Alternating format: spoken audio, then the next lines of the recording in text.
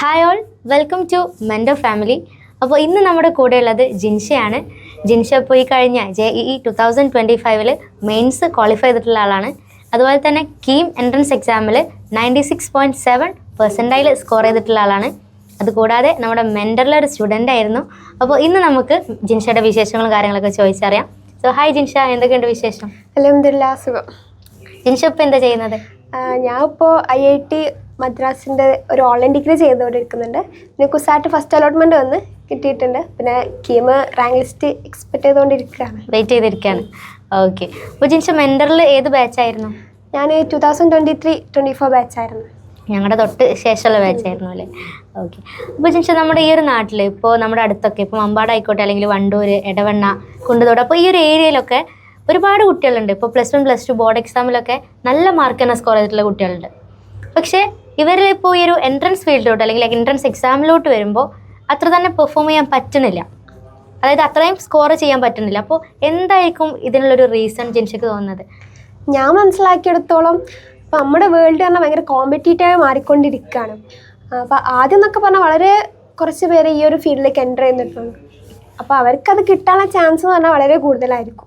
ഇപ്പോൾ എന്ന് പറഞ്ഞാൽ ലക്ഷക്കണക്കിന് സ്റ്റുഡൻസാണ് ഈ ഒരു ഫീൽഡിലേക്ക് ഇപ്പോൾ പോയിക്കൊണ്ടിരിക്കുന്നത്. അപ്പോൾ ആ ഒരു കോമ്പറ്റീഷൻ ലെവൽ അത്രയും ഹൈ ആയിട്ട് മാറിക്കൊണ്ടിരിക്കുകയാണ്. പിന്നെയെന്ന് പറഞ്ഞാൽ നമ്മൾ ഈ ഒരു പൊതുവെ ഇവിടെയുള്ള ആൾക്കാർക്ക് ഇതിനെക്കുറിച്ച് വലിയ ധാരണയില്ല. എന്താണ് എൻട്രൻസ് ഫീൽഡെന്ന് ധാരണയില്ല. അപ്പോൾ ധാരണ കിട്ടി തുടങ്ങിയിട്ടേ ഉള്ളൂ. അപ്പോൾ അൺഎഡ്യൂക്കേറ്റഡ് ഉള്ള പാരൻസിൻ്റെ മക്കളും അതേപോലെ തന്നെ ഭയങ്കര ഏജ്ഡ് ആയിട്ടുള്ള പാരൻസിൻ്റെ മക്കളൊക്കെ ഈ ഫീൽഡിലേക്ക് വളരെ കുറവാണ് വരുന്നത്. പിന്നെ അതേപോലെ എഡ്യൂക്കേറ്റഡ് ആയ പാരൻസിൻ്റെ മക്കളൊക്കെ നേരത്തെ തന്നെ പ്രിപ്പറേഷൻ സ്റ്റാർട്ട് ചെയ്യും. അപ്പോൾ നമ്മളത് കുറച്ച് ലേറ്റ് ആയിട്ടാണ് നമ്മൾ വരിക. പിന്നെ +2 ശേഷം നമ്മൾ ആലോചിച്ച് തുടങ്ങുക എന്തൊക്കെ പോകണം, എന്ത് ചെയ്യണം എന്നുള്ളത്. പിന്നെ 6th to 8th തൊട്ട് പ്രിപ്പയർ ചെയ്യുന്നവരെന്നെ ഉണ്ട്, കുറേ പേര് അങ്ങനെ ചെയ്യുന്നവരുണ്ട്. അപ്പോൾ നമ്മൾ ഈ ഫീൽഡിലേക്ക് ഇറങ്ങുമ്പോഴത്തേന് ഇവരവിടെ മാസ്റ്ററായി കഴിഞ്ഞാണ്. അപ്പോൾ അതൊരു പ്രശ്നമാണ്. പിന്നെ നമ്മളെ നാട്ടിലുള്ളൊരു നാട്ടു നടപ്പാണ് 10th ഫുൾ A+ കിട്ടിയ സയൻസ് എടുക്കണം, +2 ഫുൾ A+ കിട്ടിയ MBBS അല്ലെങ്കിൽ ആ ഒരു രീതി എന്നുള്ളത്. ശരിക്കും നമ്മൾ +2 മാർക്ക് മാത്രം കണ്ടിട്ട് നമ്മളൊരു ഈ ഒരു ഫീൽഡിലേക്ക് പോയാൽ ശരിക്കും അതൊരു ട്രാപ്പാണ്.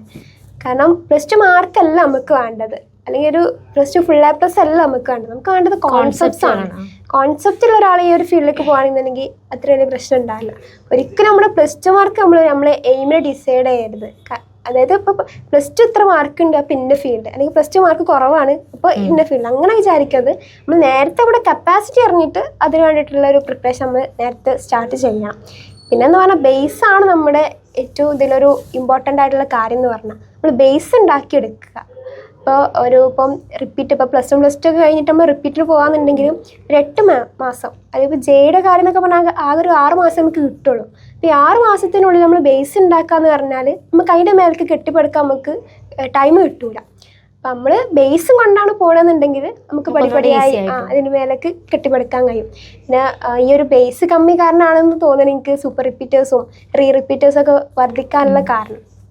പിന്നെ ബേസും കോൺസെപ്റ്റ്സും മാത്രം ഉണ്ടായിട്ടും കാര്യമല്ല, നമ്മൾ ഒബ്ജക്റ്റീവ്സ് നന്നായിട്ട് ചെയ്ത് പഠിക്കണം. അപ്പോൾ അധിക പേര് കിട്ടുന്ന ടൈം മുഴുവനും ഈ തിയറി വായിച്ച് പഠിക്കാൻ നോക്കും. പക്ഷേ അതിലേറെ ഇമ്പോർട്ടൻസ് നമ്മൾ ഒബ്ജക്റ്റീവ്സ് ചെയ്ത് പഠിക്കണം. മാക്സിമം ഒബ്ജക്റ്റീവ് ക്വസ്റ്റ്യൻസ് ചെയ്ത് പ്രാക്ടീസ് ആണ്. നമുക്കറിയാം നമ്മുടെ ക്വസ്റ്റ്യൻസ് ഒബ്ജക്റ്റീവ്സ് ടൈപ്സ് ആണ്. അപ്പം നമ്മൾ ആ ഒരു പ്രോബ്ലംസ് മാക്സിമം ചെയ്യുക എന്നുള്ളതാണ്. പിന്നെ ഇപ്പോൾ +1 +2 പഠിക്കുന്ന കുറേ കുട്ടികൾക്ക് ആഗ്രഹം ഉണ്ടാവും. അവർ നേരത്തെ ചിലർക്ക് ഗോൾ സെറ്റ് ചെയ്ത് വെച്ചിട്ടുണ്ടാവും. പക്ഷെ അവർക്കത് അതിന് വേണ്ടിയിട്ടുള്ളൊരു എഫേർട്ട് അവരുടെ ഭാഗത്തു നിന്ന് കുറവായിരിക്കും. അതിനിപ്പോൾ കുറേ റീസൺസ് അവർക്കുണ്ടാവും. ടൈം കിട്ടുന്നില്ല, കാരണം ലാബ്, റെക്കോർഡ്, അങ്ങനെ കുറേ കാര്യങ്ങളുണ്ടല്ലോ. അപ്പോൾ അതുകൊണ്ട് അവർക്ക് ടൈം കിട്ടുന്നില്ല, അല്ലെങ്കിൽ അവരുടെ പിയർ ഗ്രൂപ്പ്സിലുള്ള ആരും ഈ ഒരു ഫീൽഡിലേക്ക് വരുന്നില്ല, അല്ലെങ്കിൽ ഇങ്ങനെ പ്രിപ്പയർ ചെയ്യുന്നില്ല എന്നുള്ളതുണ്ടാവും. പിന്നെ അതേപോലെ നമുക്കറിയാലോ സ്കൂളിലൊന്നും അങ്ങനെ എൻട്രൻസ് ഓറിയൻറ്റഡ് ആയിട്ടുള്ള ക്ലാസ്സസ് ഒക്കെ വളരെ കുറവായിരിക്കും, കിട്ടില്ല. കാരണം ഇവരെല്ലാവരും ബോർഡ് എക്സാമിന് മാർക്ക് സ്കോർ ചെയ്യാൻ വേണ്ടിയിട്ടുള്ള ഒരു നെട്ടോട്ടത്തിലായിരിക്കും. കാരണം അറിയാം ആർട്സ് ഉണ്ട്, സ്പോർട്സ് ഉണ്ട്, പിന്നെ കുറേ ഹോളിഡേയ്സ് ഒക്കെ വരുന്നതുകൊണ്ട് അവർക്ക് കുറച്ച് സമയം കിട്ടുള്ളൂ. അപ്പം നമ്മൾ നമ്മളായിട്ട് എഫേർട്ട് എടുത്തിട്ട് വേണം ഈ ഒരു ഫീൽഡ് നമ്മൾ മനസ്സിലുണ്ട് എന്നുണ്ടെങ്കിൽ നമ്മൾ ഇറങ്ങണം. ആ ഒരു എഫേർട്ട്നെസ് കുറവായിട്ടായിരിക്കാം മിക്കവാറും കുറേ പേര് ഈ ഒരു ഫീൽഡിലേക്ക് വരുമ്പോൾ ക്രാക്ക് ചെയ്ത് പോകാൻ പറ്റാത്തത്. അപ്പോൾ മെൻറ്ററിൽ നമുക്ക് എൻട്രൻസ് ഓറിയൻറ്റഡ് ആയിട്ടുള്ള ക്ലാസ് തന്നെയല്ലായിരുന്നു ഉണ്ടായിരുന്നത്? അതുപോലെ തന്നെ ടീച്ചേഴ്സ് എങ്ങനെയായിരുന്നു? ഇപ്പോൾ എൻട്രൻസ് കോച്ചിങ്ങിന് പോയിട്ടുള്ള ടീച്ചേഴ്സ് അതുപോലെ മെൻറ്ററിലുള്ള ടീച്ചേഴ്സ് തമ്മിലുള്ള ഡിഫറൻസ്? നമുക്ക് ഞാൻ നേരത്തെ പറഞ്ഞ പോലെ തന്നെ എൻട്രൻസ് ഓറായിട്ടുള്ള ക്ലാസ് തന്നെയാണ് തന്നിരുന്നത്.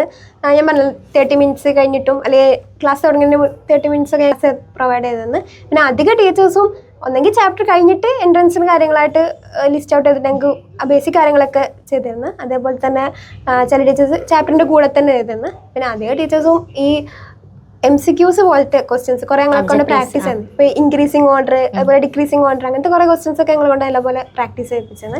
പിന്നെ അതേപോലെ തന്നെ അന്ന് എൻട്രൻസിന് ഓറിയൻറ്റായിട്ടുള്ള ബുക്ക് വന്ന് പ്രൊവൈഡ് ചെയ്തിരുന്നു. പിന്നെ ഓരോ ചാപ്റ്ററിൻ്റെ MCQs ചാപ്റ്റർ വൈസ് ആയിട്ട് തന്നെ വേറെ നടത്തിയിരുന്നു. ഇതൊക്കെ പിന്നെ എൻട്രൻസിന് പോയപ്പോൾ യൂസ്ഫുൾ ആയിട്ടുണ്ടോ? നല്ലപോലെ ഹെൽപ്ഫുൾ ആയിട്ടുണ്ട് അതൊക്കെ. പിന്നെ റജാദ് സാർ അന്ന് കുറെ പിന്നാലെ കൂടിയാണ്, ചെയ്യണം, എൻട്രൻസ് ചെയ്യണം, ഇത്ര ക്വസ്റ്റ്യൻസ് ചെയ്യണം. പക്ഷെ നമ്മളൊന്നും ആരും സീരിയസ് ആക്കി എടുത്തില്ല അതൊന്നും. പിന്നെ ടീച്ചേഴ്സ് എന്ന് പറഞ്ഞാൽ റിപ്പീറ്റുള്ള ടീച്ചേഴ്സും അവിടെ ഭയങ്കര ഹൈ ലെവൽ ടീച്ചേഴ്സും ഉണ്ട്, അതേപോലെ ജൂനിയർ ഫാക്കൽറ്റീസും ഉണ്ട്. അപ്പോൾ ഓരോരുത്തരുടെ കണ്ടന്റ് നമുക്ക് ഡിഫറെൻ്റ് ആയിട്ട് നമുക്ക് കിട്ടുന്നത്, നല്ല രീതിയിൽ കിട്ടുന്നുണ്ട്. അത്യാവശ്യം ലോ ലെവൽ നല്ല, പക്ഷെ ഒരു മീഡിയം ലെവലായിട്ട് നമുക്ക് കിട്ടുന്നുണ്ട്. പിന്നെ ഇവിടുത്തെ ടീച്ചേഴ്സ് അധികവും ഇതേപോലെ ടോപ്പ് പ്രീമിയം എൻട്രൻസ് ഫീൽഡിൽ എടുക്കുന്ന ടീച്ചേഴ്സാണ്. അപ്പോൾ ആ ഒരു ക്വാളിറ്റി ഇവിടെ മെയിൻറ്റെയിൻ ചെയ്യുന്നുണ്ട്. പിന്നെ ടീച്ചേഴ്സ് അധികം ഇന്ററാക്റ്റീവ് ആയിട്ടാണ് ക്ലാസ് എടുക്കുന്നത്. അപ്പോൾ ഞങ്ങൾക്കൊക്കെ അന്ന് ഹംദാൻ സാർ, കെമിസ്ട്രി ഹംദാൻ സാറൊക്കെ ഫുൾ ഭയങ്കര ഇന്ററാക്റ്റീവ് ആയിട്ട്, അതായത് ഓരോ ക്വസ്റ്റ്യൻസ് തരും, ആ ക്വസ്റ്റ്യൻസ് ഫസ്റ്റ് ആരാ ചെയ്യുക, അതൊരു കൂപ്പൺ, അതേപോലെ ചോക്ലേറ്റ്സ് ഒക്കെ തന്നിട്ട് ഭയങ്കര നമ്മളെ കൊണ്ട് എൻകറേജ് ചെയ്തിട്ട് ഭയങ്കര ഇന്ററാക്റ്റീവ് ചെയ്തിട്ടായിരുന്നു ഫുള്ള് പോയിരുന്നത്. പിന്നെ അറിയാലോ ഹാരിസ് സാറ്, പിന്നെ അതുപോലെ botany Unais sir, Shameer sir, physics Farshad sir, പിന്നെ ധാരാളം പേര് അത്യാവശ്യം നല്ല ക്വാളിറ്റി നല്ല കണ്ടന്റ് ആയിട്ട് തന്നെയാണ് അവരൊക്കെ ക്ലാസ് മുന്നോട്ട് പോയത്. അപ്പോൾ ഇപ്പോൾ ഒരുപാട് കുട്ടികൾ ഓൺലൈൻ ട്യൂഷൻ ചൂസ് ചെയ്യുന്നുണ്ട്, ഓഫ്ലൈനും ഉണ്ട്. അതുപോലെ തന്നെ അത്രത്തോളം ഇമ്പോർട്ടൻസ് ഇപ്പോൾ കൂടുതൽ ഓൺലൈൻ ട്യൂഷൻസിനാണ്. അപ്പോൾ ജിൻഷൻ്റെ കേസിൽ ഓൺലൈൻ ട്യൂഷനാണോ അല്ലെങ്കിൽ ഓഫ്ലൈൻ ട്യൂഷനാണോ ഒന്നുകൂടി ബെറ്റർ ആയിട്ട് ജിൻഷക്ക് തോന്നിയിട്ടുള്ളത്? എനിക്ക് ബെറ്റർ ആയിട്ടുള്ളത് ഓഫ്ലൈൻ ക്ലാസ് തന്നെയാണ്. കാരണം ഞാൻ പറഞ്ഞല്ലോ, ഞാൻ കുത്തിരുന്ന ഒരു സാധനത്തിന് മുന്നിൽ ടൈം സ്പെൻഡ് ചെയ്യാന്ന് പറഞ്ഞാൽ എന്നെ കൊണ്ട് ഭയങ്കര റിസ്ക് ആയിട്ടുള്ള കാര്യമാണ്. അപ്പോൾ നമ്മൾ ഓൺലൈൻ ക്ലാസ് എന്ന് പറഞ്ഞാൽ കുറേ ടൈം അതിനായിട്ട് വേണ്ടിയിട്ട് കണ്ടിന്യൂസ് ആയിട്ട് നമ്മൾ സ്പെൻഡ് ചെയ്യണം. അപ്പോൾ അത് കുറേ ഹെൽത്ത് ഇഷ്യൂസ് ഒക്കെ ഉണ്ടാക്കാനുള്ള, സ്ക്രീനിൻ്റെ മുന്നിൽ ഒരുപാട് ടൈം പെട്ടെന്ന് ഡിസ്ട്രാക്ട് ചെയ്ത് പോകും നമ്മൾ. അപ്പോൾ ഫോണൊക്കെ ആണ് നമ്മൾ സോഴ്സ് ആയിട്ട് ഉപയോഗിക്കണമെന്നുണ്ടെങ്കിൽ പെട്ടെന്ന് നമ്മളൊരു മെസ്സേജ് വന്നാൽ മതി, പിന്നെ നമ്മൾ പെട്ടെന്ന് അപ്പോൾ റീൽസ് വേൾഡ് ആണല്ലോ, നമ്മൾ ആ രീതിയിൽ തന്നെ തോന്നിക്കൊണ്ട് പോകും. പിന്നെ എന്നെക്കൊണ്ട് നല്ല ബുദ്ധിമുട്ടാണ് കുറേ ടൈം ഇതിൻ്റെ ഉള്ളിൽ സ്പെൻഡ് ചെയ്യാന്നുള്ളത്. പിന്നെ നമ്മൾ ഓഫ്ലൈൻ ക്ലാസ് ആകുമ്പം ഭയങ്കര ഇന്ററാക്റ്റീവ് ആയിട്ടായിരിക്കും വരിക. കാരണം ഒരു ഓൺലൈൻ ഇന്ററാക്റ്റീവും ഓഫ്ലൈൻ ഇന്ററാക്റ്റീവും ഭയങ്കര ഡിഫറെൻ്റ് ഉണ്ട്. പിന്നെ ഇവിടെ എന്ന് പറയുമ്പോൾ നമ്മളൊരു ഇപ്പോൾ ഒരു 9 മണി തൊട്ട് ഒരു ഈവനിങ് വരെ നമ്മളിവിടെ ഇരിക്കുകയാണ്. അപ്പോൾ ആ ഒരു ഇത് നമുക്ക് കിട്ടും. നമ്മുടെ കൂടെ കുറേ സ്റ്റുഡൻസ് ഉണ്ട്, സാർമാരുണ്ട്.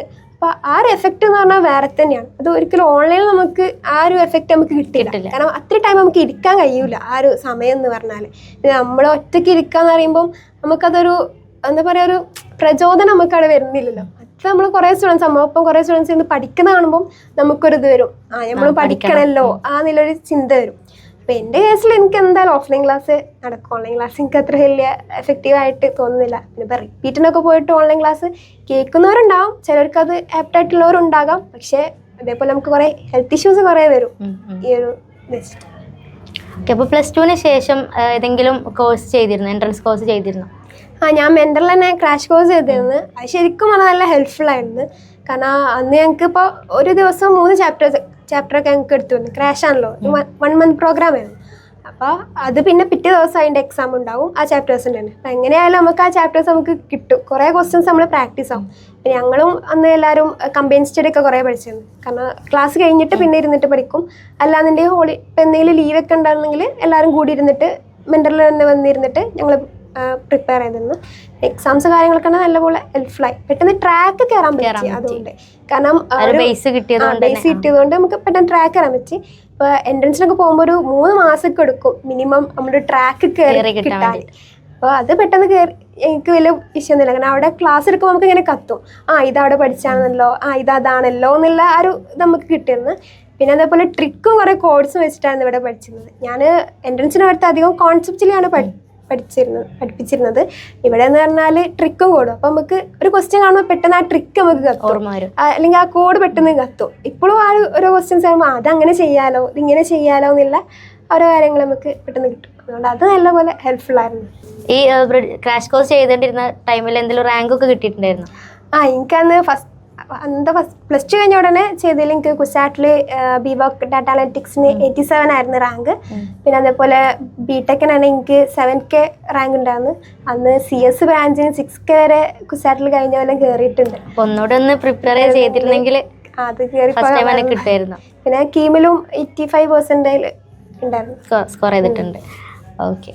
അപ്പോൾ ജിൻഷ ഇപ്പോൾ 10th അതുപോലെ +1 +2 ഒക്കെ പഠിക്കുന്ന കുട്ടികളോട് എന്താ പറയാനുള്ളത്? ഫസ്റ്റ് എന്ന് പറഞ്ഞാൽ നമ്മൾ ആദ്യം ഒരു ഗോൾ സെറ്റ് ചെയ്യുക, ഒരു എയിം ഉണ്ടാക്കി വെക്കുക. ഞാൻ എന്തൊക്കെ ഇനി ഏതൊക്കെ അപ്രോപ്രിയറ്റ് ആണ്, ഞാൻ ഏത് ഫീൽഡ് പോകണം എന്നുള്ളതെങ്കിലും നമ്മൾ ആദ്യം മനസ്സിലാക്കി വെക്കുക. പിന്നെ എന്ന് പറഞ്ഞാൽ ഒരു +1 +2 തൊട്ടെങ്കിലും മിനിമം നമ്മൾ പ്രിപ്പയർ ചെയ്ത് തുടങ്ങുക. ഇപ്പോൾ ഡെയിലി ഒരു അരമണിക്കൂറോ അല്ലെങ്കിൽ 1 മണിക്കൂറൊക്കെ ഇതിന് വേണ്ടിയിട്ട് നമ്മൾ സ്പെൻഡ് ചെയ്യുക. ഈ ഒരു എൻട്രൻസിൽ പ്രിപ്പറേഷന് വേണ്ടിയിട്ട് നമ്മൾ സ്പെൻഡ് ചെയ്യുക. പിന്നെ ഡെയിലി ഒരു 50 to 100 MCQs എങ്കിലും നമ്മൾ ചെയ്യുക, അത് മസ്റ്റാണ്. പിന്നെ പറഞ്ഞാൽ ടെക്സ്റ്റ് വായിക്കുക, അത് ഒരിക്കലും വിട്ടുവീഴ്ച ചെയ്യരുത്. ബയോളജിന്റെ കേസിൽ എന്തായാലും ടെക്സ്റ്റ് വായിക്കണം. ഒരു റിപ്പീറ്ററൊക്കെ എടുത്ത് നോക്കാന്നുണ്ടെങ്കിൽ ഒരു 8 അല്ലെങ്കിൽ 6 പ്രാവശ്യമെങ്കിലും അയാൾ കവർ ചെയ്തിട്ടുണ്ടാവും ഫുൾ ടെക്സ്റ്റ്. പിന്നെ ഫിസിക്സും കെമിസ്ട്രി ഒക്കെ ടെക്സ്റ്റ് ഫുൾ വായിക്കാൻ കഴിഞ്ഞില്ലെങ്കിലും ഇൻടെക്സ്റ്റ് ക്വസ്റ്റ്യൻസ് എങ്കിലും ഫുള്ള് ചെയ്യാം. പിന്നെ കൺസിസ്റ്റൻസി കീപ്പ് ചെയ്യുക. അപ്പോൾ ഒരു ദിവസം നന്നായിട്ട് വർക്ക് ചെയ്യുക, പിന്നെ പിറ്റേ ദിവസം ഒന്നും വർക്ക് ചെയ്യാതിരിക്കുക, അങ്ങനെ ആവരുത്. നമ്മളൊരു കൺസിസ്റ്റൻസി കീപ്പ് ചെയ്തിട്ട് എന്നും നമ്മൾ വർക്ക് ചെയ്ത് ഒരു മെയിൻറ്റെയിൻ ചെയ്യുക, ടൈം അതിനെ സ്പെൻഡ് ചെയ്ത് നമ്മുടെ ടൈം ടേബിൾ അതൊരു ഉൾപ്പെടുത്തി നമ്മളൊരു മെയിൻറ്റെയിൻ ചെയ്ത് കൊണ്ടുപോകണം. പിന്നെ പറഞ്ഞാൽ ഓൺലൈൻ ക്ലാസ്സിലേറെ ഞാൻ പറഞ്ഞാലേ എനിക്ക് ഏറ്റവും കൂടുതൽ ഓഫ്ലൈൻ ക്ലാസ്സാണ് എഫക്റ്റീവ്നെസ് ആവുക. കാരണം അപ്പോൾ അത്രയും കണ്ടൻസ് നമുക്ക് പഠിക്കാണ്ട്, ഒരു കണ്ടന്റ് ഡെലിവറി നമുക്ക് ആ ഒരു ഓൺലൈൻ ക്ലാസ്സിൽ നിന്ന് കിട്ടാൻ ഭയങ്കര എഫക്റ്റീവ്നെസ് കുറവായിരിക്കും അതിൻ്റെ. അപ്പോൾ അത് ഓഫ്ലൈൻ ക്ലാസ് തന്നെ ആയിരിക്കും ഏറ്റവും ബെറ്റർ ആയിട്ട് വരിക. പിന്നെ എല്ലാവരും നന്നായിട്ട് പഠിക്കുക, നന്നായിട്ട് ഇപ്പം തന്നെ ആ ഒരു എയിമിന് വേണ്ടിയിട്ട് പ്രിപ്പയർ ചെയ്ത് തുടങ്ങുക. അപ്പോൾ ജിൻഷ പറഞ്ഞ പോലെ തന്നെ എനിക്കത് തന്നെയാണ് പറയാനുള്ളത്. അപ്പോൾ ഇങ്ങനെ ഒരു എൻട്രൻസ് എക്സാം അല്ലെങ്കിൽ എൻട്രൻസ് ഫീൽഡ് താല്പര്യമുള്ള കുട്ടികളുണ്ടെങ്കിൽ നേരത്തെ തന്നെ ആ ഒരു ഗോളൊക്കെ സെറ്റ് ചെയ്തിട്ട് പ്രിപ്പറേഷൻ തുടങ്ങുക. +1 +2 പഠിക്കുമ്പോൾ തന്നെ ആ ഒരു MCQസും കാര്യങ്ങളൊക്കെ ചെയ്ത് പഠിക്കുക. അപ്പോൾ ഏതായാലും എല്ലാവർക്കും ഓൾ ദി ബെസ്റ്റ്.